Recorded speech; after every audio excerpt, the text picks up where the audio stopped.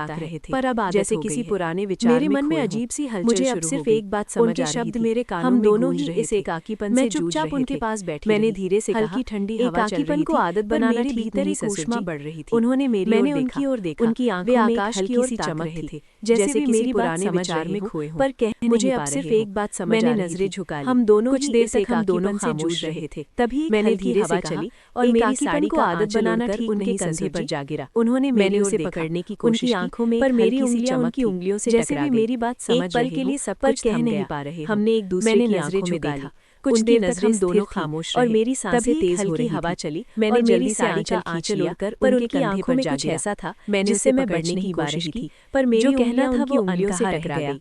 वे उठ खड़े हुए, सब कुछ धीमी आवाज में बोले, हमने एक दूसरे की आंखों में देखा, घर चलना चाहिए। उनकी नजरें मैंने सिर हिलाया और मेरी सांसें दिल में तूफान मच चुका था। मैंने जल्दी से आंचल खींच लिया, पर उनकी आंखों में हमारे बीच सच में कुछ मैं बच नहीं जिसे हम समझ रहे थे, जो कहना स्वीकार नहीं कर रहे थे।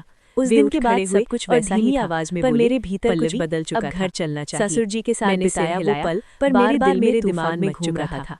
क्या ये उड़ा हुआ पल की बात थी, वो एक या हमारे बीच सच में कुछ था। मैं खुद को समझा रही रहे थे, ये सिर्फ एक स्वीकार नहीं कर रहे थे। लेकिन अगर ये उस दिन के बाद सब कुछ वैसा ही तो मेरी धड़कन मेरे भीतर कुछ बदल चुका क्यों हो जाती थी। ससुर जी के साथ बिताया वो पल, जब मैं आंगन में झाड़ू लगा रही थी, घूम रहा था। ससुर जी बाहर आए, उड़ा हुआ मैंने झट से नजरें झुका ली। पल की टकराई, मुझे लगा कि वे कुछ कहने के लिए समझा रही थी कि ये पल तक सिर्फ खामोशी थी। लेकिन अगर उन्होंने कहा साधारण था, तो मेरी धड़कनें हलचल पास होने पर तुम चलो क्यों हो जाती थी। मैंने कहा अगली सुबह उन्होंने जब मैं आंगन में झाड़ू लगा रही थी, हाँ, ससुर जी बाहर आए। खेत अच्छा मैंने लगा झट था, से नजरें सोचा झुका आज ली। का काम भी मुझे दिखा लगा दूं। कि वे कुछ मैंने कहने सिर के लिए हिलाया, रुके थे, पर मन में कुछ एक पल अजीब तक सी सिर्फ हलचल खामोशी थी। जब हम फिर उन्होंने खेत कहा, पहुंचे तो पल्लवी, सूरज ढल आज रहा था। खेत में हल हवा चलाना ठंडी है, हो चुकी तुम थी चलोगी? और मिट्टी में मैंने हल्की सी कहा, नमी खेत? थी। उन्होंने ससुर जी हल्की मुस्कान बैलों के को साथ हाथ कहे रहे थे, और मैं पास कल खड़ी तुम्हें उन्हें खेत देख अच्छा रही लगा थी। था।